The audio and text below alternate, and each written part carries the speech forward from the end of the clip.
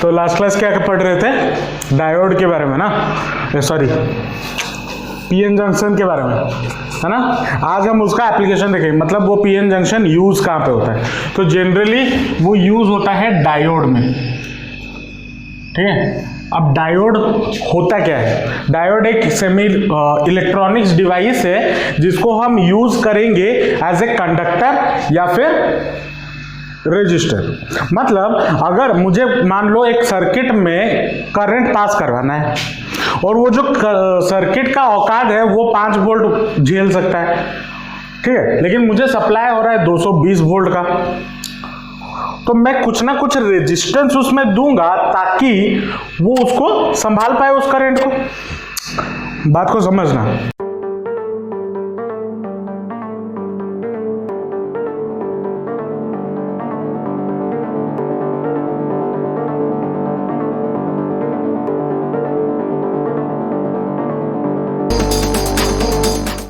उससे अच्छा मैं रेजिस्टर दे दूं, लेकिन रेजिस्टर देने पे क्या होगा कि कहीं कहीं कुछ कुछ जगह पे रेजिस्टर हमारा काम नहीं कर पाता। कभी कभी मुझे ज्यादा करंट चाहिए तो कभी कभी मुझे कम करंट चाहिए, तो उसके लिए ये डायोड पिक्चर में आया। और ये डायोड क्या करता है, ये कभी कभी काम करता है एज ए कंडक्टर और कभी कभी काम करता है एज ए इंसुलेटर, बिल्कुल अनुष्का की तरह। कभी कभी दिमाग में पढ़ाई घुसता है और कभी कभी गाना बजता रहता है ना। तो जो डायोड है बेसिकली ये क्या होता है, इसका जो सिंबल है वो कुछ ऐसा है, एक तीरा, एक गारा, फिर ये, ठीक है। ये जो तीरा है ये पी साइड को रिप्रेजेंट करता है और ये जो गारा है ये एन साइड को रिप्रेजेंट करता है, ठीक है। अब इसमें जो मैंने बोला कि दो कहानियां होंगी, एक होगा वो कंडक्टर की तरह काम करे और दूसरा होगा कि वो इंसुलेटर की तरह काम करे। ये कब काम करता है, अगर एक सर्किट में मैं पॉजिटिव, अब इसको तैयार करने या सर्किट में लगाने का जो दो तरीका है, अब उस तरीके के बारे में बात करेंगे। एक तो हो गया ये, दूसरा हो गया ये।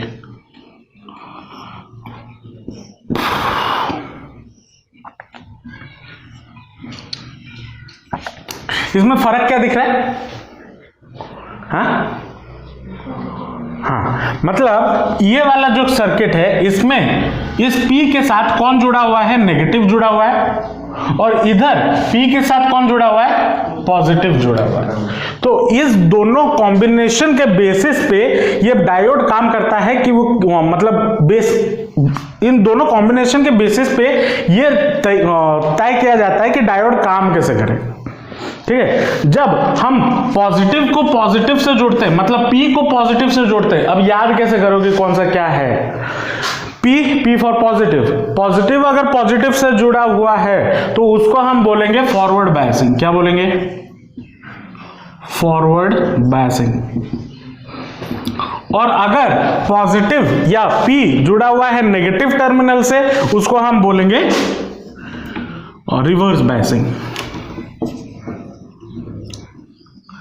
ठीक है। अब इसके बारे में भी बात करेंगे इंडिविजुअली, लेकिन जो डायोड है वो ऐसे काम करता है, मतलब हम ऐसे कनेक्ट करके दो प्रकार के कॉम्बिनेशंस बना सकते हैं, फॉरवर्ड बायसिंग और रिवर्स बायसिंग। अब हम यहाँ पे देखेंगे कि फॉरवर्ड बायसिंग में जब कनेक्ट होता है डायोड तो वो कैसे बिहेव करता है, और रिवर्स बायसिंग में जब डायोड कनेक्टेड होता है तब वो कैसे बिहेव करता है। दोनों का अलग अलग कैरेक्टरिस्टिक्स है, तो पता चल जाएगा कि ये काम कैसे करता है। तो उसके लिए हमें सीखना होगा क्या, कैरेक्टरिस्टिक ग्राफ, ठीक है। तो ये था आपका कॉम्बिनेशन के बेसिस पे ये डायग्राम सब बनाना है तो बना लो, फिर चलेंगे डिटेल में। अब बात करते हैं फॉरवर्ड बायसिंग की। अब इसको थोड़ा प्रैक्टिकली समझते हैं, ठीक है। क्या होता है इसमें, ये हो गया आपका मान लो डायोड, इसके साथ ये हमने एक कनेक्ट कर दिया, क्या बोलते हैं इसे, एमीटर, एक वोल्टमीटर, और इसको एक रियोस्टेट के साथ कनेक्ट कर दिया, ठीक है। सॉरी उल्टा बोला, उल्टा बनाया। एक रियोस्टेट के साथ कनेक्ट कर दिया, ये पॉजिटिव टर्मिनल है, पॉजिटिव टर्मिनल के साथ इसके पी को हमने जोड़ दिया, ठीक है क्या। तो पॉजिटिव टर्मिनल के साथ या पी वाले साइड के साथ जोड़ दिया और ये एन है, तो ऐसे हमने एक सर्किट बनाया। अब यहां पे मैंने वोल्टमीटर और एमीटर क्यों लगाया, ताकि मैं ये पहचान सकूं जब मैं कुछ अमाउंट ऑफ वोल्टेज देता हूं तो इसमें कितना करंट फ्लो करता है, मैं ये जानना चाहता हूं, ठीक है। तो और यहाँ पे रियोस्टेट क्यों लगाया, रियोस्टेट इसलिए लगाया ताकि मैं वोल्टेज वैरी कर सकूं। बार बार 50 बैटरी लगाने से अच्छा रियोस्टेट लगा दो, आप आराम से वैरी कर सकते हो पोटेंशियल ड्रॉप को, ठीक है। तो यहां पे लगा दिया गया और मैंने एक टेबल बनाया, आराम से एक टेबल बनाया जिसमें एक तरफ मैंने लिखा वोल्टेज और दूसरे तरफ मैंने लिखा करंट, ठीक है। क्या लिखा, करंट लिखा, आई। पहले मैंने क्या किया, जब यहां पे कोई भी वोल्टेज नहीं दिया, जीरो, तो यहां पे मैंने जीरो दिया, तो करंट भी मुझे यहां पे वोल्टमीटर में जो रीडिंग था वो जीरो, और एमीटर में जो करंट आया वो आया जीरो। अब मैंने इसमें क्या किया, 0.1 का वोल्टेज दिया, 0.1 का वोल्टेज दिया, तब भी मुझे करंट मिला जीरो, ठीक है। फिर मैं 0.2 दिया, तब भी मुझे करंट मिला जीरो। फिर मैंने 0.3 दिया, फिर भी मुझे करंट मिला जीरो। अब देखो यहां पे मैं जो बात कर रहा हूं, जो डायोड की बात कर रहा हूं, वहां पे हमने जो बेस लिया हुआ है, बेस मतलब जो इंट्रिंसिक सेमीकंडक्टर बेस होता था ना, इंट्रिंसिक एक्सट्रिंसिक पढ़े हैं, बेस जो था वो सिलिकॉन का मैं लिया हुआ, ठीक है। जर्मेनियम का डायोड भी बन सकता है, उसके लिए अलग कहानी होगा, ये टेबल नहीं होगा। यहां पे मैं बेसिकली बात कर रहा हूं किसके लिए, सिलिकॉन के लिए, ठीक है। तो अब मैं ऐसे देते देते टिल 0.7 तक गया, तब भी मुझे करंट जीरो ही मिल रहा था, ठीक है। और जब मैं 0.6 तक जब गया तब मुझे जीरो मिला, लेकिन जब मैं 0.7 पहुंचा तब मुझे 1 मिली एम्पियर का करंट दिखा उसमें, ठीक है। फिर मैंने बढ़ाया, 0.8 किया तो मुझे 2 मिली एम्पियर का दिखा, फिर मैंने 0.9 किया, फिर 3 मिली एम्पियर का दिखा। तो ऐसे ये करंट बढ़ता गया, ठीक है। अब इसका अगर मैं एक ग्राफ प्लॉट करता हूं, ग्राफ प्लॉट करता हूं तो कैसा बनेगा, ये हो गया आपका वोल्टेज, ये हो गया आपका करंट, है ना। जब वोल्टेज हम यहां पे जीरो थे टिल 0.7 मुझे कोई करंट नहीं मिल रहा था, मिल रहा था, नहीं मिल रहा था, मतलब ग्राफ कैसा होगा, कुछ ऐसा होगा। और जब मैं 0.7 तक के बाद जब पहुंचा, ये बढ़ने लगा, बढ़ने लगा या नहीं लगा, बढ़ने लगा, ये ग्राफ हमें मिलेगा। अब क्वेश्चन ये आता है कि ऐसा ये बिहेव क्यों कर रहा है। याद है क्लास 10th में आप पढ़ रहे होगे कि नॉन ओमिक कंडक्टर्स, डायोड, ये उसका प्रैक्टिकल चीज है। अब इसमें ऐसा होता क्यों है, इसको समझते हैं। अब इस डायग्राम को मैं थोड़ा एलैबोरेट करता हूं, थोड़ा फैलाते हैं इसको। मान लो ये हो गया आपका डायोड, ये हो गया P, ये हो गया N, और बीच में ये डिप्लीशन लेयर होता है ना। अब यहां पे मैंने क्या किया, पॉजिटिव टर्मिनल लगाया और यहां पे मैंने क्या लगाया, नेगेटिव टर्मिनल लगाया। अब इस बात को समझना, जब मैं यहां पे पॉजिटिव, यहां पे P में मेजॉरिटी चार्ज कैरियर कौन होते हैं, होल्स होते हैं, और जो N में मेजॉरिटी चार्ज कैरियर कौन होते हैं, इलेक्ट्रॉन्स, इलेक्ट्रॉन्स। अब जब मैं इधर पॉजिटिव टर्मिनल लगाया और इधर नेगेटिव टर्मिनल लगाया तो क्या होना चाहिए, ये जो होल्स हैं वो कहां भागेंगे, इस पॉजिटिव टर्मिनल से दूर भागेंगे। बात को समझना। अब मान लो अनुष्का को लड़कियां पसंद नहीं है, लड़के पसंद हैं, एक छोटा सा एग्जाम्पल हाइपोथेटिकल, लड़कियां पसंद नहीं है और लड़के पसंद है। अब उसको चॉइस दिया जाए कि आप इसमें पढ़ो, कोएड स्कूल में पढ़ो या फिर गर्ल्स स्कूल में पढ़ो, तो वो कहां भागेगी? कोएड की ओर, क्योंकि गर्ल्स स्कूल में सिर्फ लड़कियां हैं जो कि अनुष्का को पसंद नहीं है, लेकिन कोएड में लड़के भी होंगे इसीलिए वो उधर जाएगी। वैसे ही जब यहां पे पॉजिटिव टर्मिनल दिया गया, होल्स उससे कहां भागेंगे? दूर भागेंगे, क्योंकि ये पॉजिटिव है। होता है? ये नहीं होता, होता है, तो ये इससे दूर भागेंगे। और यहां पे नेगेटिव टर्मिनल गिवन है, तो ये इलेक्ट्रॉन्स है, ये भी दूर भागेंगे। जब दूर भागेंगे तो ये जो डिप्लीशन लेयर होता है, इसका जो चौड़ाई हुआ होगा पहले, वो धीरे धीरे कम होगा। होगा या नहीं होगा? नहीं समझ में आया। ये मान लो ये एक बाउंड्री है, ये एक बाउंड्री है। अब इधर से ये भी भाग रहे हैं, इधर से ये भी भाग रहे हैं। पहले ये जो विड्थ था वो इतना था, धीरे धीरे धीरे धीरे ये घटना शुरू हो जाएगा। या फिर इसको अगर हम ऐसे समझे, मैंने एक पोटेंशियल ग्रेडियंट का फॉर्मूला दिया था, पोटेंशियल बैरियर, ऐसा फॉर्मूला नहीं, ग्राफ। यहाँ पे लो पोटेंशियल हुआ करता था, यहाँ पे हाई पोटेंशियल हुआ करता था। अब जैसे जैसे यहां पे पोटेंशियल बैरियर कम होता जाएगा, मतलब मैं इधर पोटेंशियल बढ़ाता जाऊंगा, तो ये धीरे धीरे इंक्रीज करता जाएगा और एक ऐसा पॉइंट आ जाएगा जब वो इसके साथ मैचअप हो जाएगा। हो जाएगा या नहीं हो जाएगा? वैसे ही इधर जो डिप्लीशन लेयर होगा वो धीरे धीरे घटना शुरू हो जाएंगे। तो जब मैंने पॉजिटिव टर्मिनल दिया, इस पॉजिटिव कनेक्शन दिया, तो ये तब क्या होंगे? ये डिप्लीट करना शुरू होंगे, लेकिन तब तक इलेक्ट्रॉन्स या चार्जेस का मूवमेंट शुरू नहीं हुआ होगा, इसीलिए यहां पे मुझे कोई करंट नहीं मिला। लेकिन एक पॉइंट ऐसा आया जहां पे 0.7 का मैंने एग्जांपल लिया हुआ है, 0.7 पे करंट बनने लगा। अब ऐसा क्यों हुआ? ये धीरे धीरे ये पास आते आते आते आते डिप्लीशन लेयर खत्म हो गया, और खत्म होने के बाद यहां से चार्जेस कंप्लीटली फ्लो होने शुरू हो गए, इसीलिए मुझे एक करंट मिल गया। समझ में आ रहा है कहानी में हुआ क्या? समझ में आया? और इसी चीज को हम बोलते हैं फॉरवर्ड बायसिंग। मतलब अब यहां पे मैंने 0.7 ही एग्जांपल क्यों लिया?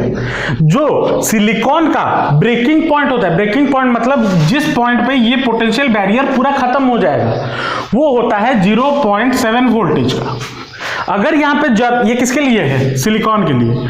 अगर जर्मेनियम का होता तो वो 0.2 वोल्ट का होता, मतलब 0.2 वोल्ट तक मुझे जीरो करंट मिलता, लेकिन जैसे मैं 0.2 से बढ़ाता मुझे करंट मिलना शुरू हो जाता। अलग अलग सेमीकंडक्टर के अलग अलग पोटेंशियल बैरियर होते हैं। समझ रहे हो या नहीं? समझ में आया क्या कहानी है? तो अगर मुझे एक इंस्ट्रूमेंट जो है जो 0.7 वोल्ट के अंदर मुझे चलाना है, ठीक है ना, तो मैं क्या यूज करूंगा?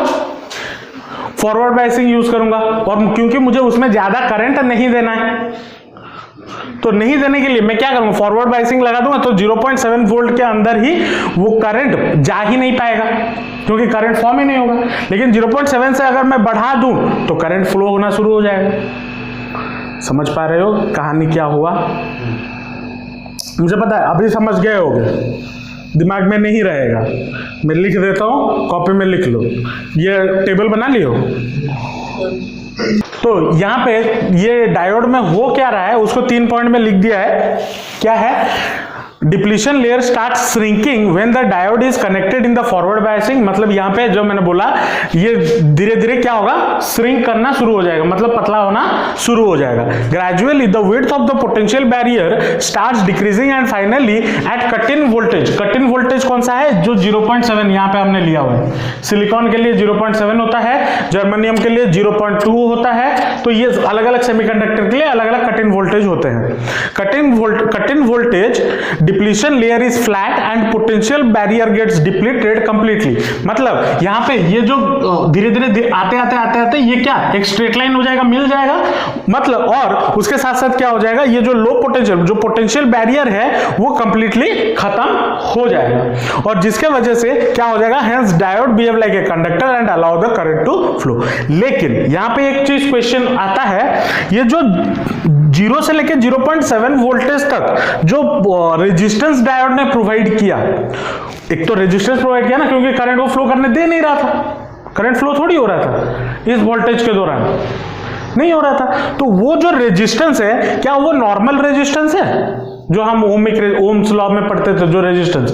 नहीं, वो लीनियर, उसको जनरली लीनियर रेजिस्टेंस बोलते हैं। वो लीनियर रेजिस्टेंस नहीं है। कौन सा रेजिस्टेंस है? इसको डायनामिक रेजिस्टेंस बोलते हैं, जो ये रेजिस्टेंस प्रोवाइड कर रहा है। क्या है? डायनामिक। डायनामिक रेजिस्टेंस का मतलब क्या होता है? जिसके पिछवाड़े में डायनामिट लगाओ, ऐसा नहीं है। डायनामिक रेजिस्टेंस का मतलब क्या होता है? जो टाइम टू टाइम चेंज होता है।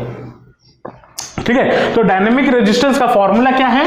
आरडी, इसको आरडी से रिप्रेजेंट किया जाता है। RD is equal to delta V upon delta I, change in voltage upon change in current at a particular time. एक पर्टिकुलर टाइम पे कितना वोल्ट चेंज इन वोल्टेज और चेंज इन करंट अगर निकाल ले तो डायनेमिक रेजिस्टेंस निकाल ले। अगर मान लो क्वेश्चन आपको पूछ ले कि find the dynamic resistance of this diode, कोई एक डायोड दिया है, तो कैसे निकालोगे? तो उसको निकालने का बहुत ही आसान तरीका है। जो अब देखो यहाँ पे ये जो डिप्लीट हो रहा है ना, ये ऐसा नहीं है कि ये पूरा फ्लैट हो जाएगा, नहीं, इसको अच्छे से समझना क्या होता है। अब जैसे जैसे मैंने वोल्टेज देना शुरू किया, ये जो जनरली यहाँ पे अगर मैं देखूं, ये एक ट्राइंगल फॉर्म होगा, ट्राइंगल फॉर्म हो रहा है ना, जहां पे ये वाला एक एंगल थीटा बन रहा होगा, ये ट्राइंगल छोटा हो रहा होगा।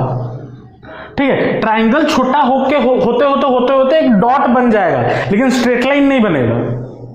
मतलब ये जो थीटा होगा, पोटेंशियल ग्रेडियंट का एंगल, वो कभी चेंज नहीं होगा। मतलब ये मान लो पहले ऐसे इतना है, पहले मान लो इतना एंगल था, ये था, उसके बाद में घट के वो इतू सा ट्रायंगल बन सकता है, फिर घट के इतू सा ट्रायंगल बनेगा, फिर घट के इतू सा बनेगा, ऐसे ट्रायंगल बनेगा। मतलब यहाँ पे जो एंगल होगा वो हमेशा सेम होगा। तो जब भी आपको अगर मान लो पूछा है कि डायनेमिक रेजिस्टेंस कैलकुलेट करो, तो कैसे निकालेंगे? यहां पे ये जो थीटा होता है वो सेम होगा। ठीक है ना?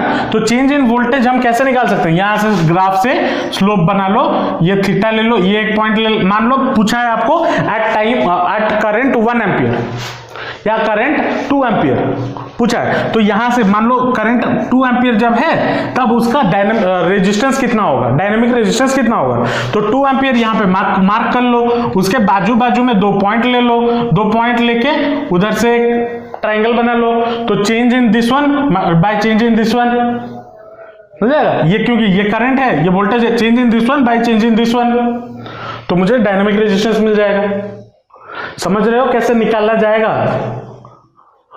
बहुत छोटा सा चीज है, लेकिन अगर क्वेश्चन पूछ ले तो दिमाग से निकल जाएगा। ठीक है, तो फिर से बता दूं।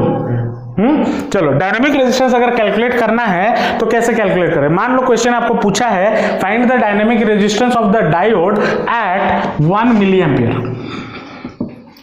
ठीक है, 1 मिली एम्पियर पे आपको डायनेमिक रेजिस्टेंस पूछा है। ग्राफ में अच्छे से समझा देते हैं। और मान लो ग्राफ आपको ये गिवन है, क्वेश्चन में ये ग्राफ गिवन है और पूछा है find the dynamic resistance of the diode whose graph is this in forward biasing and what is the its dynamic resistance. ये मान लो क्वेश्चन पूछा है, तो आपने आप क्या करोगे? 1 मिली एम्पियर, तो मान लो यहाँ पे 1 मिली एम्पियर है। ठीक है, यहां से आपने एक स्ट्रेट लाइन ड्रॉ किया ऑन दिस ग्राफ, ड्रॉ किया, उसके बाजू में भी एक वैल्यू होगा जो इधर आके मीट कर रहा होगा, एक बाजू, और दूसरे बाजू में ये वैल्यू होगा जो इधर आके मीट कर रहा होगा। ये वैल्यू आपको पता है, मान लो 1.5 और मान लो ये है 0.5, मान लो लेट, तो ये आपको इसका डिफरेंस मिल जाएगा 1, और इधर से आप और एक परपेंडिकुलर इधर डाल दो और एक परपेंडिकुलर इधर डाल दो, तो ये वाला विड्थ भी आपको मिल जाएगा in the voltage section, voltage access, तो ये वाला विड्थ भी आपको मिल गया। अब अगर मैं voltage delta V upon delta आई कर दूं, मतलब यहां पे जो वैल्यू मिला और यहां पे जो वैल्यू मिला उसको अगर डिवाइड कर दूं, तो मुझे क्या मिल जाएगा? डायनेमिक रेजिस्टेंस मिल जाएगा। समझे कैसे करना है? पक्का? चलो अब आते हैं रिवर्स बायसिंग पे। रिवर्स बायसिंग में क्या होगा देखते हैं, उसको भी कनेक्ट करके देखते हैं। ये हो गया, इसके साथ एक वोल्ट मीटर लगा दिए, इधर एक एमीटर लगा दिया, इधर से ये आया और इधर से ये हो गया आपका छोटा, ये बड़ा, ये हो गया नेगेटिव टर्मिनल, ये रियोस्टेट, ये हो गया P और ये हो गया N। ठीक है, जो फॉरवर्ड में किए थे वही चीज कर रहे हैं। ठीक है, बस बैटरी को उल्टा कर दिया। ठीक है, और यहां पे हमने क्या किया, यहां पे फिर से टेबल बनाया, एक तरफ लिखा V, दूसरे तरफ लिखा I। ठीक है, और जब यहां पे मान लो जब 0 दिया गया वोल्टेज, ठीक है, जब 0 दिया गया तब यहां पे करंट 0 दिखाया। ठीक है, जब यहां पे 1 वोल्ट दिया गया, यहां पे करंट 1 मिली एम्पियर दिखाया, ये मिली एम्पियर में। ठीक है, एक एग्जांपल है, मैं समझाने के लिए बता रहा हूं। फिर जब 2 वोल्ट दिया गया, फिर यहाँ पे 2 मिली एम्पियर दिखाया। फिर जब 3 वोल्ट दिया गया तब यहाँ पे 3 मिली एम्पियर दिखाया। जब 4 वोल्ट दिया तब भी 3 मिली एम्पियर दिखाया। जब 5 दिया तब भी 3 दिखाया। जब 6 दिया तब भी 3 दिखाया। जब 7 दिया तब भी 3 दिखाया। जब 8 दिया तब भी 3 दिखाया। एक पॉइंट आया 9 और वहां पे करंट हमारा इंफिनिटी दिखाया। अब इसको ग्राफ में प्लॉट करते हैं। ठीक है, ग्राफ में जब प्लॉट करने आए, देखो ये हो गया आपका V का, ये हो गया V का एक्सिस और ये हो गया आपका करंट का एक्सिस। तो यहां पे जब वोल्टेज मैंने क्या मतलब वोल्टेज को जब बढ़ाया तब करंट क्या हुआ, जब 0 था, जब वोल्टेज मैंने 1 दिया तो करंट 1 आया टिल 3 तक।